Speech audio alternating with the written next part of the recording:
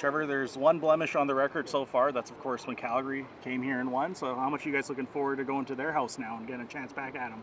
Yeah, very much so. But, it's the next game on the list. And that's really where our focus is going to be, is making ourselves the best team we can possibly become this week and tee it up on Saturday against Calgary, who's a great team this year. And we're excited about the challenge. And it'll be a fun one. And one of those ones where you probably circle this one as the season's gone on. Maybe not before the season. A lot of people didn't think Calgary's going to be very good, but they've proven everybody wrong, and they're a top team and a Grey Cup contender, and so it's going to be a fun one. Speaking of that, their defense better than I think a lot of people expected. What have you seen from them that's made them so successful so far? They're very good at what they do, and they understand what they're trying to do and how to attack people, and they read routes really, really well. They have a couple good players that make things difficult, that are rob situations, and they play with great leverage and understand timing and depths to certain routes, and so and they have a good front, and so they have all the makings of it. But it's a great challenge for us, and we look forward to bringing the fight to them. They're getting closer and closer to a sellout at McMahon. What do you expect that atmosphere to be like?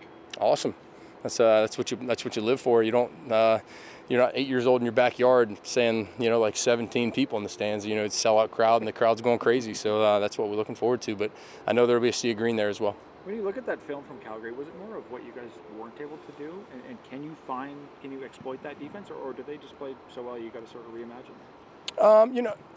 Pro football always comes down to a few plays here and there. You look at the score; it's 24-10, and we move the ball very, very effectively. But they do a tremendous job of keeping it out of the end zone. They've done that all year. But a half click here, half click there on a certain play here or there, and it's an explosive. And on certain plays where we did get explosives, it's a half click there, and they probably have a sack or a bat down or whatever it may be. And so there was a couple times we got in the red zone and didn't score. A couple times where we didn't convert field goals, and so and a couple of opportunities we didn't convert. But that's a credit to them as well. They're a great defense, and so if you're not executing at a high level, they'll let you know, and they're going to do that, and they've done that all year. And so it's paramount for us to make sure we're executing at a high level. Without giving your secrets away, then, is there things you and Mark and everybody else can find from that game to maybe exploit and do differently this week, or is it just about that simple execution? You don't need to. Well, that's what you hope for. You hope to give them new looks. We know they're going to give us a few new looks this week, and their defense is going to make things difficult for you. But at the same time, it just comes down to execution. That's the name of the game in pro football. It's always going to come down to 3 or 4 plays here and there, and you never know when those opportunities arise. And so it's on you as a player and a competitor to make sure you execute each and every play. And so you can try and look for things, but they're gonna do things that combat what you do too. And so they watch film as well, and so it'll be a fun challenge. Trevor, I'm hoping you can take us inside your brain for 26 seconds. On the Tommy Neal touchdown last week, it was 26 seconds from the time that you broke huddle till you ran a stop motion, till you looked like you audibled the play, till you threw the ball to him in his arms in the end zone. Can you take me through those 26 seconds and what happened? Well, without revealing the secrets, it's just preparation for Mark, and certain times in a game where we can get to certain looks, and he's done a great job of leading our offense and helping us understand what we're trying to do against certain looks. And so it was just that's one of those things where I can throw the assist here to Mark Mueller, and he's kind of the ones that dials them up and lets us know what's going to be open and when. And so we just go out there and trust it and execute.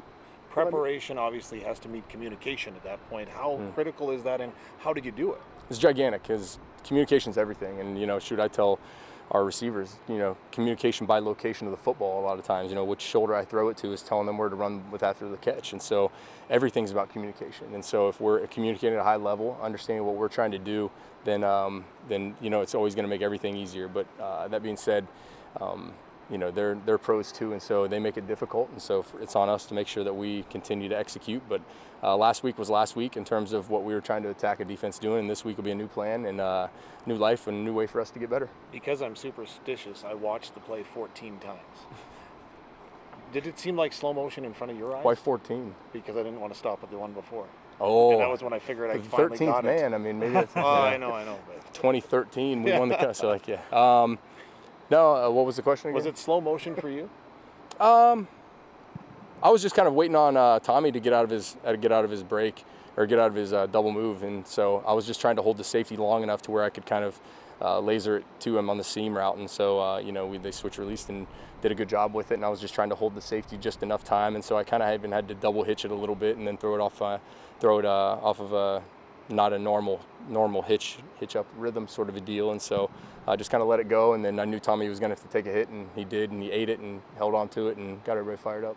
Piggybacking on that, how have you enjoyed working with Tommy, especially over these past 2 starts that he's had? Outstanding. You know, it's in training camp.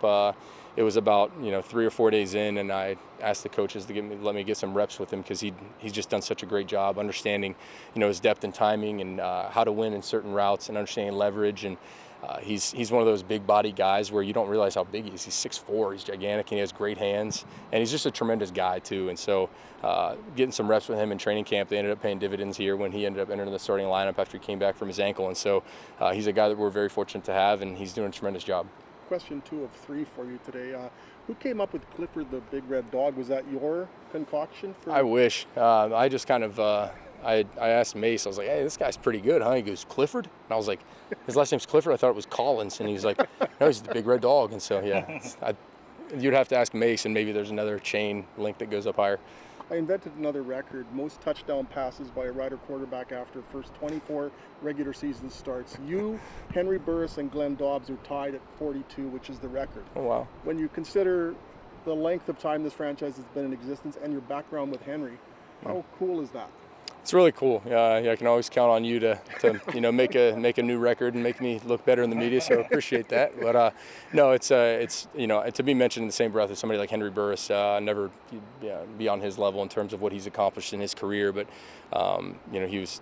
I got to witness him firsthand, and just a tremendous guy. And so, pretty cool. That's a pretty cool little deal there. So thankful. And that was most of my Sunday. No, I love it. Yeah, thanks, guys. Thanks, Trev.